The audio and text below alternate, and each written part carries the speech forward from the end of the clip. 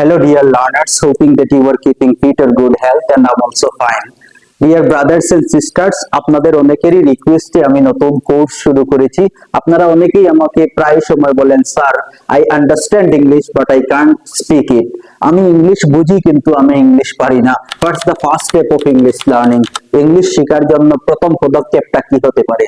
So আমি আপনাদেরকে এভাবে সিরিয়ালি 90 ভিডিও আপনাদেরকে উপহার দেব এবং আপনারা কন্টিনিউ আমাকে দেখতে থাকবেন। সো আজকের ফার্স্ট ক্লাসে আমি আপনাদেরকে এমন কিছু টিপস এন্ড ট্রিক্স শেয়ার করব যেগুলো আপনাকে এজ এ ফায়ার হিসেবে কাজ করবে আপনার জীবনে। সো আজকের আমাদের টপিকটা হচ্ছে how to think in English, the first step two real fluency. English শেখার জন্য সবচেয়ে গুরুত্বপূর্ণ যেটা, সেটা আমি বলবো থিংক ইন ইংলিশ। আমি তিনটা ফ্রেজ আপনাদের সম্মুখে লিখছি, দেখবেন আপনারা। Number one, think in English. Think in English. Number two, live in English. Number three, use English. Use English. এই তিনটা জিনিস আপনারা মনে রাখবেন। Think in English, live in English, use English. এই তিনটা জিনিস যদি আপনারা করতে পারেন তাহলে 100% sure, there is no doubt in it, you will be a superstar in front of anyone. Number one যে টিপসটা আমি আপনাদেরকে শেয়ার করতে যাচ্ছি, think simple. Start thinking in simple English sentences. আপনার আশেপাশে যা কিছু আছে আপনারা ইংলিশে চিন্তা করতে শুরু করুন। আমরা ইংলিশ না বলার অন্যতম একটি কারণ হচ্ছে আমরা আমাদের নিজের মাতৃভাষায় চিন্তা করি, তারপর এটা ইংরেজিতে ট্রান্সলেট করি, তারপর এটা আমরা প্রকাশ করার চেষ্টা করি। না, এভাবে হবে না। ডিরেক্টলি আপনাকে ইংলিশে চিন্তা করতে হবে। Think and express. আপনি চিন্তা করুন এবং প্রকাশ করুন। এটা যখন আপনার কাছে চলে আসবে 100% sure, no one can stop you to speak English. 100% sure. দেখুন, তো প্রথমটা আপনারা দেখলেন think simple। দ্বিতীয় নাম্বার অবজার্ভ এন্ড ডিসক্রাইব। আপনি যার সাথে কথা বলতে চাচ্ছেন যা কিছু আপনি ডিসক্রাইব করবেন, যা কিছু আপনি ব্যাখ্যা করবেন, যা কিছু আপনি এক্সপ্লেনেশন দেবেন, আপনি কি করবেন? প্রথমে অবজার্ভ করবেন, ভালো করে বোঝার চেষ্টা করবেন, এন্ড দেন ডিসক্রাইব ইট, তারপর এটা ব্যাখ্যা করতে শুরু করুন। নাম্বার টু, আপনারা অনেক সুন্দর করে আপনি আপনার পরিচয়, আপনি আপনার ইংরেজি ল্যাঙ্গুয়েজটাকে আপনার নিজের আয়ত্তে আনতে পারবেন।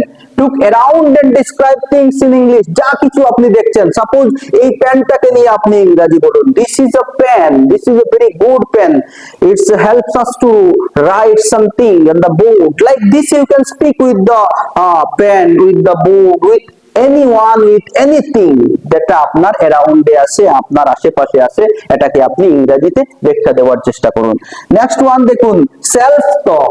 ইংরেজিতে আপনারা বলেন আমার কোনো বন্ধু নেই, আমার কোনো টুলস নেই, আমি কিভাবে ইংরেজি প্র্যাকটিস করব? আরে ভাই, ইংরেজি শেখার জন্য আপনার কোনো টুলস এর প্রয়োজন হবে না, কোনো বন্ধুর প্রয়োজন হবে না, কোনো কলিগস, কেউ আপনাকে হেল্প করতে পারবে না।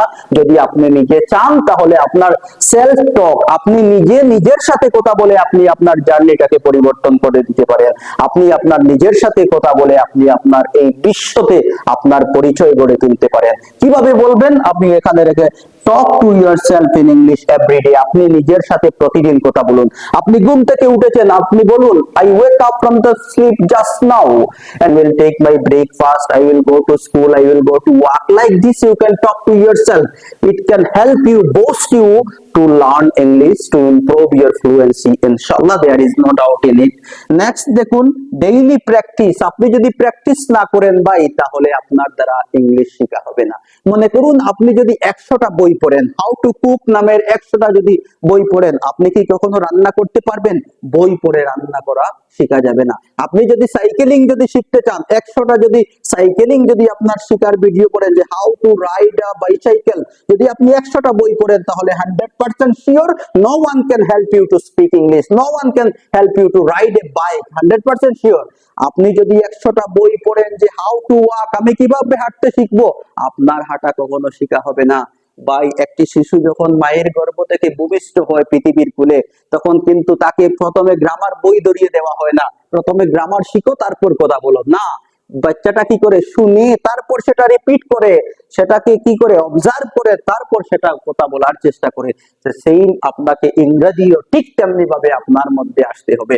মনে রাখবেন, আপনি যদি 1000টা বই পড়েন আপনাকে কেউ হেল্প করতে পারবে না ইংরেজি বলার জন্য, যদি আপনি প্র্যাকটিস না করতে পারেন। Practice makes a man perfect. Next দেখুন, থিংক ডোন্ট ট্রান্সলেট। আপনি ইংরেজিকে ট্রান্সলেট করতে যাবেন না। প্রথমেই আমি বলেছি, যখন আপনি ইংরেজিকে ট্রান্সলেট করতে যাবেন তখনই আপনি বিপদের মধ্যে পড়ে যাবেন। ডিরেক্টলি আপনি চিন্তা করুন, আরে ভাই এত কিছু সমাজের কথা, কি কে কি বলবে, কে কি বলবে, আমি কি শুদ্ধ বলছি নাকি ভুল বলছি, এটা সমাজের আসে যায় না।